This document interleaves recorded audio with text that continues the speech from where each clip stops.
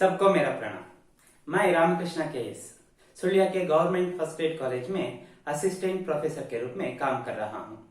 मंगलूर विश्वविद्यालय के CBCS पाठ्यक्रम के अंतर्गत प्रथम वर्ष के स्नातक विद्यार्थियों के लिए निर्धारित वाच्य, उसमें मैंने वाच्य से संबंधित एक वीडियो ज्ञाननिधि YouTube चैनल पर अपलोड की है। अब वाच्य परिवर्तन कैसे करते हैं उससे संबंधित कुछ उदाहरणों को आज मैं चर्चा करने जा रहा हूं। ವಿದ್ಯಾರ್ಥಿಗಳೇ, ವಾಚ್ಯ ಪರಿವರ್ತನೆ ವಾಚ್ಯದ ಬಗ್ಗೆ ನಾನು ಈಗಾಗಲೇ ಒಂದು ವಿಡಿಯೋ ಮಾಡಿ ಯೂಟ್ಯೂಬ್ ಚಾನಲ್ ಯಾವುದು ಜ್ಞಾನನಿಧಿನಲ್ಲಿ ಅಪ್ಲೋಡ್ ಮಾಡಿದ್ದೀನಿ. ಈಗ ವಾಚ್ಯವನ್ನ ಹೇಗೆ ಬದಲಾಯಿಸಬೇಕು ನಿಮಗೆ ಗೊತ್ತಿದೆ. ವಾಚ್ಯಗಳಲ್ಲಿ 3 ಪ್ರಕಾರ ಇದೆ: ಕರ್ತೃವಾಚ್ಯ, ಕರ್ಮವಾಚ್ಯ ಮತ್ತೆ ಭಾವವಾಚ್ಯ. ಈಗ ಒಂದೊಂದು ಉದಾಹರಣೆಗಳ ಮುಖಾಂತರ ಯಾವ ರೀತಿ ವಾಚ್ಯವನ್ನು ನಾವು ಬದಲಾಯಿಸಬಹುದು, ಬದಲಾಯಿಸಬೇಕಾದ್ರೆ ಏನೇನು ನಿಯಮಗಳನ್ನ ನಾವು ಪಾಲಿಸಬೇಕು ಅದರ ಬಗ್ಗೆ ಒಂದೊಂದಾಗಿ ಚರ್ಚೆ ಮಾಡ್ತಾ ಹೋಗೋಣ. देखिए, यहाँ पहला वाक्य राधा पुस्तक पढ़ती है. वाच्य के 3 भेद है: कर्तृवाच्य, कर्मवाच्य और भाववाच्य. पहला वाच्य क्या है? वाक्य राधा पुस्तक पढ़ती है, यह कर्तृवाच्य में है क्योंकि यहाँ कर्ता प्रधान है. ನೋಡಿ, ಇದು ಕರ್ತೃವಾಚ್ಯದಲ್ಲಿದೆ, ಇದು कर्ता प्रधान. राधा स्त्रीलिंग एकवचन इसलिए पढ़ती है.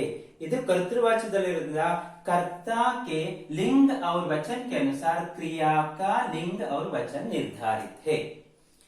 इसी वाक्य को वाच्य परिवर्तन करते समय कर्मवाच्य में बदलना है.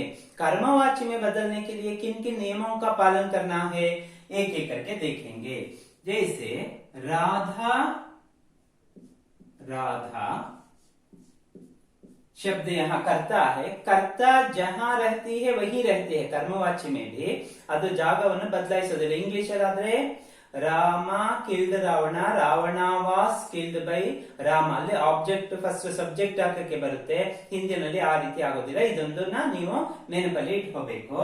ರಾಧಾ ಸೇ, ನೋಡಿ, ರಾಧಾ ಸೇ ಒಂದು ಸೇ ಅಥವಾ ದ್ವಾರ ಅಥವಾ ಕೆ ದ್ವಾರ ನಾವು ಹಾಕ್ಬೇಕಾಗುತ್ತೆ. ಅಂದ್ರೆ ಇಂದ. ಇಲ್ಲಿ ಯಾವ ಅರ್ಥ ಕೊಡ್ಬೇಕದು? ಇಂದ. राधा से या राधा के द्वारा, राधा द्वारा. पुस्तक, यहाँ ऑब्जेक्ट जो है पुस्तक, उसे लिखिए. अब तक हमने क्या किया? राधा, कर्ता और ऑब्जेक्ट कौन सा? पुस्तक. उसके बीच में हमने से लिखा है, बस उतना ही. राधा से पुस्तक. ಈಗ ನೋಡಿ, ನೆಕ್ಸ್ಟ್ ಸ್ಟೆಪ್ ಏನು? पढ़ती है. ಇಲ್ಲಿ ती है ಅನ್ನೋದು ವರ್ತಮಾನ ಕಾಲ ಸೂಚಕ ಶಬ್ದ है. ती है वर्तमान काल सूचक शब्द. क्रिया का रूप क्या है? धातु रूप, रूट वर्ब पढ़. ಅದನ್ನ ಮಾತ್ರ ಬರ್ಕೊಳ್ಳೋಣ. ಬರ್ಕೊಂಡಾದ್ಮೇಲೆ ನೀವು ಆ ಹಿಂದಿನ ವಿಡಿಯೋ ನೋಡಿ. पढ़ क्रिया को वाच्य परिवर्तित करते समय सामान्य भूतकाल में लिखना है. सामान्य भूतकाल ಅಂದ್ರೆ पढ़ का रूप होगा पढ़ा, पढ़े, पढ़ी. पढ़ पढ़ा, राम ने पढ़ा, सीता ने पढ़ा. ಆ ರೀತಿ ಆಕಾರಾಂತ ಅಥವಾ ಇಕಾರಾಂತ ಏಕಾರಾಂತ ಬರಬೇಕು. ಅದನ್ನ ಡಿಸೈಡ್ ಮಾಡೋದಕ್ಕಿಂತ ಮೊದಲು यहाँ कर्म पद जो है, जब हम से का प्रयोग करते हैं, से का जब हम प्रयोग करते हैं तब क्रिया कर्म पद के लिंग और वचन के अनुसार बदलती है. ನೋಡಿ, कर्मवाच्यದಲ್ಲಿ वाक्य ಇರಬೇಕು ಅಂದ್ರೆ क्रिया पर कर्म पद का प्रभाव पड़ता है. ಹಾಗಾದ್ರೆ ಈ ವಾಕ್ಯದಲ್ಲಿ ಕರ್ಮಪದ ಯಾವುದು? पुस्तक. पुस्तक शब्द के लिंग और वचन के अनुसार, ನೋಡಿ, पुस्तक शब्द के लिंग और वचन के अनुसार क्रिया बदलती है. ಹಾಗಾದ್ರೆ ಇಲ್ಲಿ ಕ್ರಿಯೆ ಏನಿದೆ? पढ़ धातु रूप. ಇದನ್ನ पुस्तक स्त्रीलिंग है, ಏಕವಚನ है, इसलिए पुस्तक पढ़ी. पढ़ी ಅಂತ ಮಾಡಿದ್ಕೊಳ್ಳೆ ಇದೇನಾಯ್ತು? ಸಾಮಾನ್ಯ ಭೂತಕಾಲಿಕ ರೂಪ. ಭೂತಕಾಲದ ಬಗ್ಗೆ ಬೇಕು ಅಂದ್ರೆ ಒಂದು ವಿಡಿಯೋ ಇದೆ, ನೀವು ಅದನ್ನ ನೋಡಿ. ಅವಾಗ ನಿಮ್ಗೆ ಇದ್ರ ಬಗ್ಗೆ ಕ್ಲಾರಿಟಿ ಸಿಗುತ್ತೆ. ಭೂತಕಾಲಿಕ ಸಾಮಾನ್ಯ ಸಿಂಪಲ್ ಪಾಸ್ಟ್ ಟೆನ್ಸ್ ಗೆ ಬದಲಾಯಿಸಬೇಕು. ರಾಧಾ ಸೆ ಪುಸ್ತಕ್ ಪಢಿ. ಇಷ್ಟಾದ್ಮೇಲೆ ನೀವು ಜಾ ಅಂದು ಒಂದು ಸಹಾಯಕ ಕ್ರಿಯಾನಲ್ಲಿ ಬರ್ಕೋಬೇಕಾಗುತ್ತೆ. ಪಢಿ ಜಾ. बाद में क्या छोड़ा हमने? यहाँ ती है. ಇಲ್ಲಿ ಸ್ತ್ರೀಲಿಂಗ ಇರೋದ್ರಿಂದ ನಾವು ಇಲ್ಲಿ पढ़ी जाती है. ಬರೆದ್ರೆ ಮುಗೀತು. राधा से पुस्तक पढ़ी जाती है। कर्तृवाची का वाक्य कर्मवाची में बदल गया। इतना आसान है। हमने क्या क्या किया, से लगाया, यहाँ क्रिया को हमने कर्म के अनुसार सामान्य भूतकाल में रखा और जा एक क्रिया लेकर जो बचा था किस काल में था, ती है सामान्य वर्तमान काल, उसी रूप को जैसे के तैसे यहाँ हमने रख दिया है। तो इಷ್ಟು ಒಂದು ಕಾಲವನ್ನು ಬದಲಾಯಿಸಬೇಕಾದ್ರೆ ನೀವು ಅನುಸರಿಸಬೇಕಾದ ಸ್ಟೆಪ್ಸ್, ಈ ಸ್ಟೆಪ್ಸ್ ಅನ್ನೆಲ್ಲ ನೀವು ಒಂದೊಂದಾಗಿ ಫಾಲೋ ಮಾಡ್ತಾ ಹೋದ್ರೆ ವಾಕ್ಯ ಪರಿವರ್ತನೆ ಮಾಡ್ಬೇಕಾದ್ರೆ ಏನು 5 ಮಾರ್ಕ್ಸ್ ಇರುತ್ತೆ ನಿಮ್ಗೆ, ಪೂರ್ತಿ 5ಕ್ಕೆ 5 ಮಾರ್ಕ್ಸ್ ನೀವು ತಗೋಬಹುದು, ಅದರಲ್ಲಿ 1 ಮಾರ್ಕ್ಸ್ ನೀವು ಕಳ್ಕೊಳ್ಳೋ ಹಾಗೆ ಇರೋದಿಲ್ಲ। दूसरा वाक्य, उमा नहीं गाती। यह भी क्या है, उमा नहीं गाती कर्तृवाच्य में है। कर्मवाच्य में करने के लिए इसमें कर्मपद नहीं है। ನೋಡಿ कर्मवाच्य ಮಾಡಬೇಕಾದ್ರಲ್ಲಿ कर्मपद इलेमेले तीसरा वाच्य का जो प्रकार है भाववाच्य में इसका परिवर्तन कर सकते हैं। भाववाच्य में करने समय क्या है, वही नियम, पहले क्या करना है, स्टेप्स उमा से, ಉಮಾಡಿಂದ, ಉಮಾ से, ಇಲ್ಲಿ ಕರ್ಮಪದ ಇಲ್ಲ ಅಂದಾಗ ಇಲ್ಲಿ ನಾವು ಒಂದು ಬದಲಾವಣೆ ಆಗುತ್ತೆ। ಏನು ಬದಲಾವಣೆ ಆಗುತ್ತೆ, क्रिया कर्मपद के लिंग और वचन के अनुसार बदलती है। जब कर्मपद ही ना हो, जब उस वाक्य में कर्मपद ही ना हो, तब क्रिया हमेशा पुल्लिंग एक वचन में रहती है। ನೋಡಿ ಇದೊಂದು ನಿಯಮ, ಗೋಲ್ಡನ್ ರೂಲ್ ಇದ್ದ ಹಾಗೆ। भाववाच्य में क्रिया हमेशा पुल्लिंग एक वचन में रहती है। पुल्लिंग एक वचन ಯಾಕಿರ್ಬೇಕು, ಇಲ್ಲಿ ಉಮಾ ನಾವು ನೋಡೋ ಹಾಗಿಲ್ಲ, क्रिया का रूप पुल्लिंग एक वचन, ಯಾಕಂದ್ರೆ ಕರ್ಮಪದ ನಮಗೆ ನೋಡೋದಕ್ಕೆ ಸಿಗೋದಿಲ್ಲ। ಉಮಾ से गा ಕ್ರಿಯಾ ಏನಿದೆ ಅದನ್ನ ಗಾ, ती है ना ಬಿಟ್ಟಿರೋಣ, ती ಬಿಟ್ಟಿರೋಣ, ಯಾಕೆ ಅದು ನೆಕ್ಸ್ಟ್ ಅದನ್ನ ಸೇರಿಸಬೇಕು। गा इसका सामान्य भूतकालिक रूप, ನೋಡಿ ಇದನ್ನ ನೆನಪಿಟ್ಕೊಳ್ಳಿ, ಸಾಮಾನ್ಯ ಭೂತಕಾಲಕ್ಕೆ ಭೇದ ಏನಿದೆ ಅದರಲ್ಲಿ ನೀವು ನೋಡಿ, गा इसका भूतकालिक रूप क्या होगा, सामान्य भूतकालिक रूप पुल्लिंग एक वचन में गाया।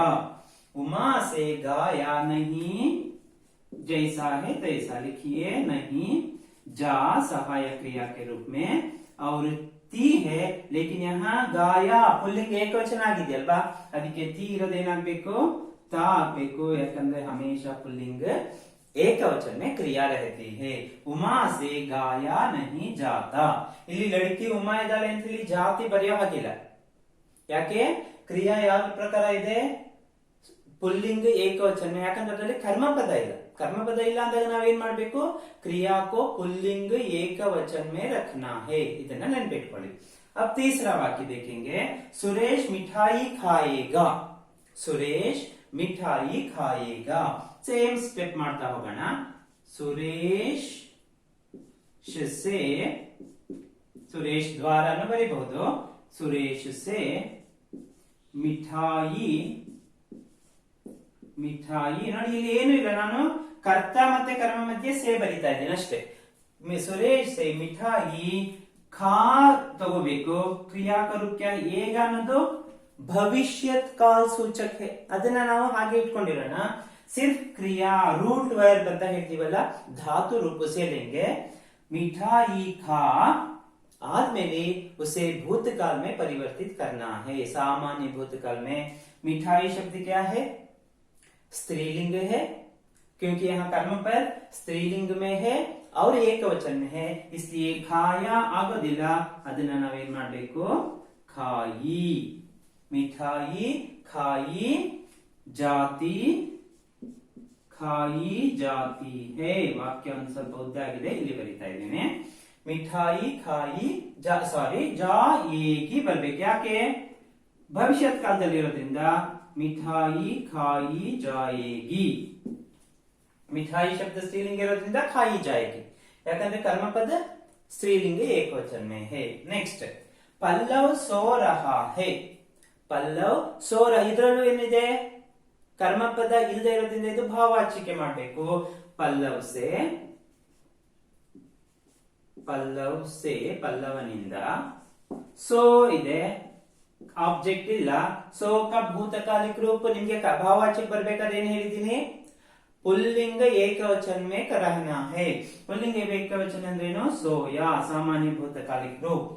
सोया ಮತ್ತೆ ಸಹಾಯ ಕ್ರಿಯಾ के रूप में जा सोया ಪಲ್ಲವ से सोया जा ಏನಿದೆ ಅಲ್ಲಿ रहा है ಅದನ್ನ ಹಾಗೆ ಬರ್ಕೊಳ್ಳಿ पल्लव से सोया जा रहा है सामान्यವಾಗಿ पल्लव से सोया पल्लव सो नहीं सकता सोया नहीं जाता ಅಂತ ಬರುತ್ತೆ ಇಲ್ಲಿ सो रहा है सोया जा रहा है ಅಂತ ಬರುತ್ತೆ नेक्स्ट वह नहीं हंसता हंसना क्रिया भी क्या है अकर्मक है ಅದಕ್ಕೋಸ್ಕರವಾಗಿ ಇದನ್ನು कर्मवाची में हम बदल नहीं सकते इसीलिए इसका रूप भी भाववाची में होगा ಹೇಗಾಗುತ್ತೆ वह नहीं हंसता वह ಗೆ से ಸೇರಿಸಬೇಕು वह ಅನ್ನೋದು ಎಂದು ಸರ್ವನಾಮ ಇದೆ ಅದಕ್ಕೆ से ಸೇರಿದ್ರೆ उससे उसके द्वारा ಅಥವಾ उससे वह ಮತ್ತೆ से ಸೇರಿದ್ರೆ उससे ನೋಡಿ ಇಲ್ಲಿ ಕರ್ಮಪದ ಸರ್ವನಾಮ ಮತ್ತೆ ಕಾರಕ ಸೇರಿ ಬರೀಬೇಕು ಸೇರಿಸ್ಬಿಟ್ಟು उससे हंस हंसना ಅಂದ್ರೇನೋ ನಗುವುದು क्रिया का रूप ले लीजिए क्योंकि कर्मपद ಇಲ್ವಲ್ಲ हंस ಇದನ್ನ ಸಾಮಾನ್ಯ ಭೂತಕಾಲಗೆ ಮಾಡಬೇಕು कर्मपद ಅನುಸಾರ ಅದು कर्मपद ಇಲ್ಲ ಅದಕ್ಕೆ ಏನ್ ಮಾಡ್ತೀವಿ पुल्लिंग ಏಕವಚನ में रखते हैं हंस हंसा ಭೂತಕಾಲಿಕ ರೂಪ ಆಯ್ತು उससे हंसा नहीं ಏನಿದೆ ಅದನ್ನ नहीं ಬರ್ಕೊಳ್ಳಿ नहीं जा सहायक क्रिया के रूप में ಉಳಿದಿದ್ದೇನಿಲ್ಲಿ ತಾ उससे हंसा नहीं जाता ಲೇನಿರುತ್ತೆ ಅದನ್ನ ಅಲ್ಲಿ ಬರಿಬೇಕು ಇದರ ಲಿಂಗ ಮತ್ತೆ ವಚನಕ್ಕೆ ಅನುಸಾರ उससे हंसा नहीं जाता नेक्स्ट सुधा से उठा नहीं जाता ವಾಕ್ಯದಲ್ಲಿ ಏನ್ ಗೊತ್ತಾಗ್ತಾ ಇದೆ ಭಾವ ಅದು ಭಾವವಾಚ್ಯದಲ್ಲೇ ಇದೆ ಅದನ್ನ ನಾವು ಕರ್ತೃವಾಚ್ಯಕ್ಕೆ ಮಾಡಬೇಕು ಕರ್ತೃವಾಚ್ಯಕ್ಕೆ ಮಾಡ್ಬೇಕಾದ್ರೆ ಏನ್ ಮಾಡ್ಬೇಕು ಇಲ್ಲಿ ಸೇ ನಾವು ಸೇರಿಸ್ತಾ ಇದ್ವಲ್ಲ ಈಗ ಸೇ ಏನ್ ಮಾಡ್ಬೇಕು ತೆಗಿಬೇಕಾಗುತ್ತೆ ಸುಧಾ ಸುಧಾ ಉಠಾಮ್ ಆಗಿದೆ ಭೂತಕಾಲಿಕ ರೂಪ ಆಗಿದೆ ಅದನ್ನ ನಾವು ರಿವರ್ಟ್ ಮಾಡಬೇಕು ಅಂದ್ರೆ ವಾಪಸ್ ಬರಬೇಕು ಅಂದ್ರೆ ಸುಧಾ ಉಠ್ ನಹಿ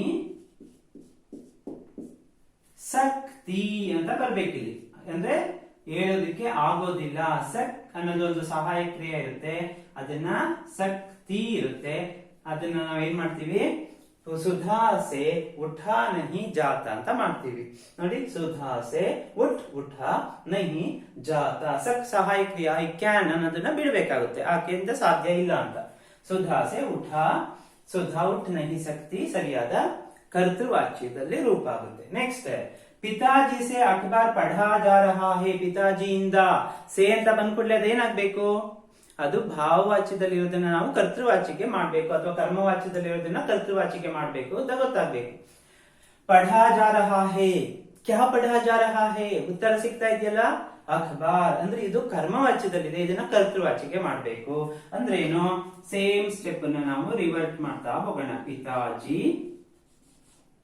पिताजी अखबार से ಬೇಕಿಲ್ವಲ್ಲ हमें यहाँ से नहीं चाहिए अखबार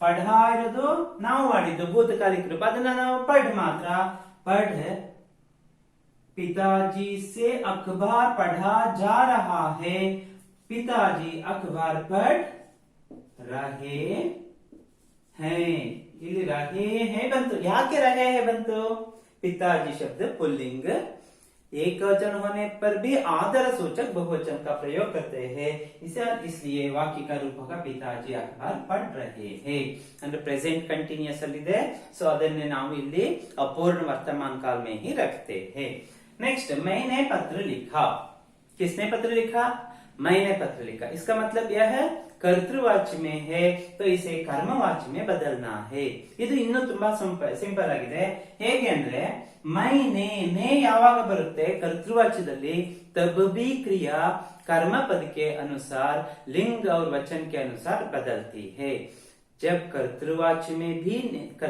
में ने का प्रयोग होता है नेनपिट्ಕೊಳ್ಳಿ कर्तृवाच्य में जब ने का प्रयोग होता है तब क्रिया कर्म पद के लिंग और वचन के अनुसार बदलती है ಹಾಗಾದ್ರೆ ಇಲ್ಲಿ ನೇ ಬಂದಿದೆ ಮೇಲೆ ಇಲ್ಲಿ ಕ್ರಿಯಾ ಯಾರ ಪ್ರಕಾರ ಇದೆ ಕರ್ಮ ಪದಕ್ಕೆ ಅನುಸಾರ ही ಕ್ರಿಯಾ है मैं ने ಬದಲು ನಮ್ಮ ಮಾಮೂಲಿ ಏನು ಬರಿಬೇಕು मैं प्लस से मुझसे पत्र ಈಗ ಕರ್ಮವಾಚಿ ಬರ್ತಾ ಇದೀವಿ ಲಿಖಾ ನಾವು ಭೂತಕಾಲ ಚೇಂಜ್ ಮಾಡ್ಬೇಕಿತ್ತಲ್ಲ ಸಾಮಾನ್ಯ ಭೂತಕಾಲ लेकिन यहाँ क्रिया ही सामान्य भूतकाल में है, यह वाक्य ही सामान्य भूतकाल में है, इसलिए मुझसे पत्र लिखा। ಈಗ ವಚನ ಲಿಂಗ ಏನು ನೋಡೋಗತ್ತೆ ಇಲ್ಲ, ಯಾಕಂದ್ರೆ ನೇ ಬಂದಾಗ ಏನ್ ರೂಲ್ ಆಗುತ್ತೋ ಸೇ ಬಂದ್ರು ಅದೇ ಸೇಮ್ ರೂಲ್ ಇರುತ್ತೆ. ಲಿಖ ಜಾನ ಕ್ರಿಯಾನ ಸಹಾಯಕವಾಗಿ ನಾವು ತಗೊಳ್ತಿದ್ವಿ, ಇಲ್ಲಿ ಬೇಕಾಗಲ್ಲ. ಯಾಕೆ?